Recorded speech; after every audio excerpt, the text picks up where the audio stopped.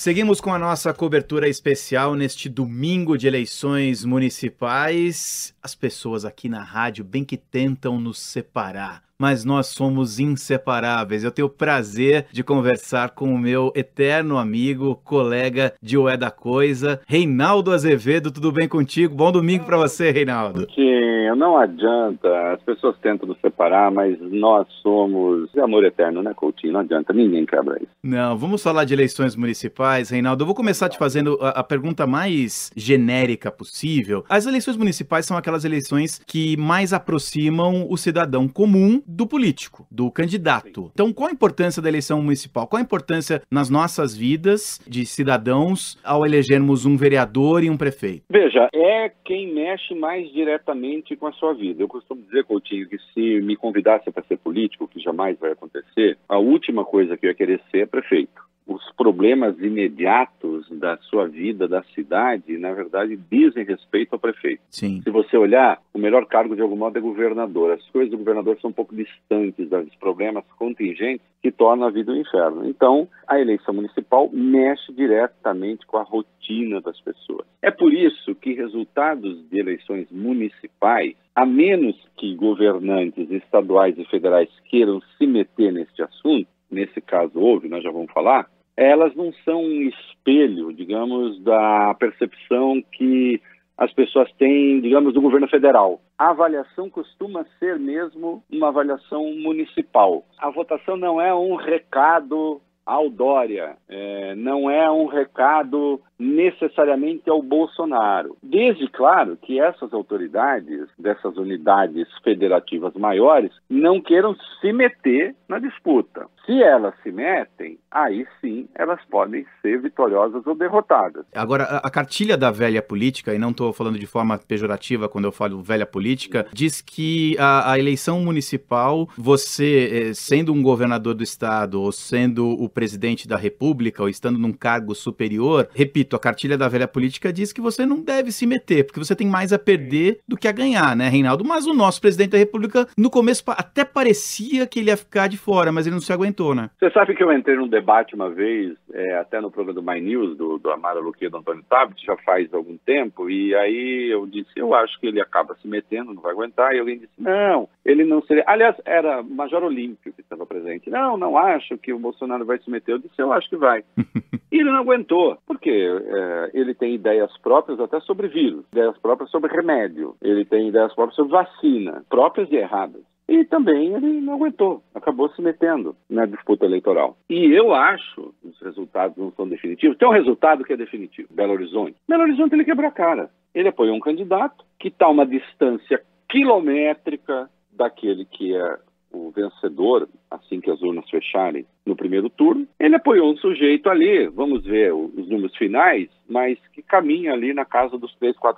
E acho que quando fechar as urnas é isso que vai se confirmar. E no caso do Rio de Janeiro, nós estamos falando num horário que isso não está fechado ainda, mas também acho que a escolha que ele fez não será a escolha vitoriosa, ao fim de tudo, a ver. Então, onde ele resolveu se meter, ele se deu mal. E o mesmo vai acontecer em São Paulo. Ao contrário até, o que a pesquisa Datafolha demonstrou, por exemplo, que a rejeição ao Bolsonaro no período eleitoral em São Paulo cresceu. Porque o eleitor, quer dizer, aí vai, eu te diria, a administração federal, que não é boa. Você tem uma conjunção desfavorável ao Bolsonaro no país inteiro, que é a conjugação da redução do auxílio emergencial com a inflação de alimentos. Veja que coisa perversa, Coutinho. O governo fez um programa amplo de auxílio emergencial, fez bem, aliás, não queria fazer inicialmente, foi o Congresso que forçou a fazer. O Bolsonaro percebeu que isso era bom para a popularidade dele, a popularidade dele cresceu, embora fosse uma bolha, né? Porque aí o dinheiro está chegando, as pessoas dizem, ok, tá bom, tal. O dinheiro começa a minguar, aí já não começa a ficar bom. Esse auxílio emergencial provocou uma hiperinflação, ainda que temporária, de alimentos. Aí as pessoas sentem. Então você tem esse casamento ruim de redução do auxílio emergencial com inflação de alimentos. Quem é que paga mais o pato com isso? Vamos lá, não somos eu e você, é o pobre. Tudo bem, ainda que a gente sinta também alguma pressão, mas é menor. E aí ainda vem a arrogância de alguém que lá do topo do poder resolve dizer na cidade em quem você deve votar. Isso, assim, é atravessar a rua para pisar em casca de banana. Você falou em velha política, eu te conheço bastante para saber que você não está sendo pejorativo, como você mesmo disse, né? Isso é um saber tradicional a respeito da política. Você não faz isso a não ser que você tenha uma popularidade formidável. O Lula teve a popularidade mais formidável da história recente do Brasil e ainda assim nas eleições municipais, Brasil afora, sim, ele tinha um queridinho ou outro do PT que ele apoiava, mas Brasil afora ele teve a sabedoria de deixar que as forças locais decidissem. Mas convenha que sabedoria não é exatamente uma palavra que combina com o presidente Jair Bolsonaro, né? Ele pode combinar com cloroquina, mas não combina com sabedoria. E aí ele se meteu e quebrou a cara. Veja só, vamos lá, tese geral. Eleições municipais não implicam derrota ou vitória de governadores e presidentes, a menos que eles se metam no processo. Se meterem, aí implica, né? Porque afinal eles falaram, vote em fulano, e o povo disse, não vota. Bom, a gente está se encaminhando aqui para o final, porque nosso tempo não é tão longo quanto você tem no Não É da Coisa todos os dias. Tá vendo? Puxa vida. Dá para a gente falar aqui no domingo inteiro de eleições municipais, de política. Eu tenho uma impressão, Reinaldo, que ao contrário do que aconteceu, principalmente em 2018, né, quando a gente teve uma polarização muito grande nas eleições presidenciais, normalmente a eleição municipal já tem menos, né, aquele voto ideológico, voto em partido, mas... Vai ter uma decadência da direita. É exatamente isso que eu quero saber. Como você está vendo com relação a voto ideológico? Eu acho que vai ter, sim. Eu acho que o voto se desloca. Atenção, os nossos ouvintes que estão acompanhando aí. Eu não estou dizendo que o país caminha para a esquerda. Eu estou dizendo que haverá um deslocamento relativo para a esquerda. Então, aquela crispação da extrema-direita associada ao bolsonarismo, que, como diz um jornalista americano chamado Mencken, né, tem sempre respostas simples e erradas para problemas difíceis, né?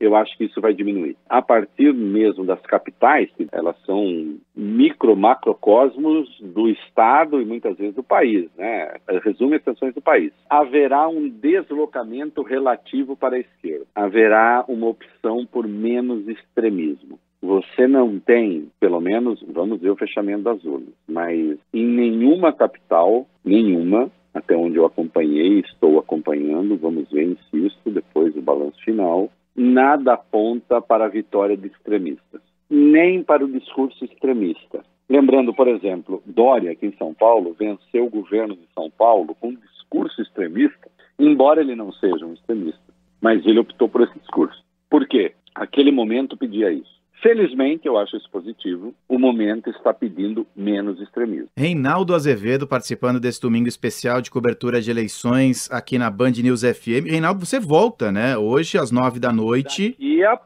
Daqui a pouco tem um É da Coisa especial das 21 às 22h40. Eu, Bob Forruia e o Vólio Bene estaremos aí já com resultados, espero, consolidados, Brasil afora, e vamos pensar muita coisa. E até como eu tenho feito habitualmente, vou tocar umas musiquinhas aí, a vida do povo, né, Coutinho? Ah, tem que ser assim, né? E se fosse nos Estados Unidos, você 9h voltaria sem saber de nada, de nenhuma tendência, mas como é no Brasil, né? Não é impressionante que a gente tenha, veja só, nós não temos o Vale do Silício, nós não temos a Apple, nós não temos a Microsoft, não obstante, nós temos o sistema de votação mais avançado do mundo. Essa crise nos Estados Unidos, que ameaça, tem laivos de crise institucional, aqui não existe. Alguns acelerados, alguns aloprados, alguns delinquentes acusam que o sistema tem fraude e tal. Tudo mentiroso. Nada está demonstrado, não tem prova de absolutamente nada, ao contrário, todas as provas que nós temos, as evidências que nós temos, é que o sistema é seguro. E aí, Coutinho, como eu brinquei no É da Coisa, já concluindo aqui, tem duas coisas que nós podemos ensinar aos Estados Unidos. Uma é a votar direito com urna eletrônica, né? E também na eleição presidencial, fazer um homem valer um voto, que lá é mentira em razão do sistema do colégio. Aqui no Brasil, pelo menos com a eleição presidencial, um homem é um voto, uma mulher é um voto. E tem outra coisa que eles precisam aprender com a gente, Coutinho, a botar bidê ou duchinha nos hotéis. Exijam bidê e duchinha nos hotéis. E com essa grande recomendação num domingo eleitoral. Encerramos aqui a nossa conversa. O Reinaldo volta à noite, 9 da noite pelo horário de Brasília. Valeu, Reinaldo. Bom domingo. Abraço, querido.